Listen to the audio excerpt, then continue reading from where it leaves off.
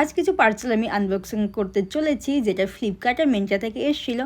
অনেকদিন হয়ে গেছে, আমি তবুও আনবক্সিং করার সময় পাইনি, তো ভাবলাম আজকে তোমাদের সবার সঙ্গে শেয়ার করি। ফার্স্টে আমি ছোটো যে বক্সটা রয়েছে ওটাই ওপেন করব, দেখি এর মধ্যে কী রয়েছে। সত্যি কথা বলতে নিজেরও মনে নেই কী কী আমি অর্ডার করেছিলাম, কারণ আমি এত কিছু অর্ডার করতে থাকি আর এত পার্সেল আসতেই থাকে, আর আমি ভুলেই যাই মাঝে মাঝে আনবক্সিং করা। মাঝে মাঝে বোরও হয়ে যায় যে না আর পারছি না। খুলতেই দেখি সামনে কি সব চলে এসছে, আমি তো বুঝতেই পারছি না ভেতরে কী রয়েছে। এই সব ফেলে দেওয়ার পরে দেখি যে হ্যাঁ সামনে চলে আসে লিপ লাইনার। তো কালারটা দেখতে পাচ্ছ খুব সুন্দরই এসেছিলো। তো এটা আমি মিন্ত্রা থেকে নিয়েছি, যদি লিঙ্ক লাগে অবশ্যই আমি ডেসক্রিপশনে দিয়ে দেবো। তারপর যে সেকেন্ড বক্সটা আমি আনবক্স করতে চলেছি এটাও মিন্ত্রা থেকে এসেছিলো। চলো এটার মধ্যে কী রয়েছে এটাও একটু দেখে নিই।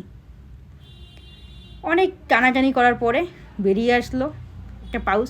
প্রথমে বুঝতে পারছিলাম না এটা কী জিনিস, তারপরে মনে বললো আচ্ছা হেয়ার কালারের যে ব্র্যান্ডটা আমি এখনও ইউজ করিনি, বাট রিভিউ দেখলাম খুব ভালো রয়েছে, তো ভাবলাম যে ইউজ করেই দেখি কেমন কী আসে।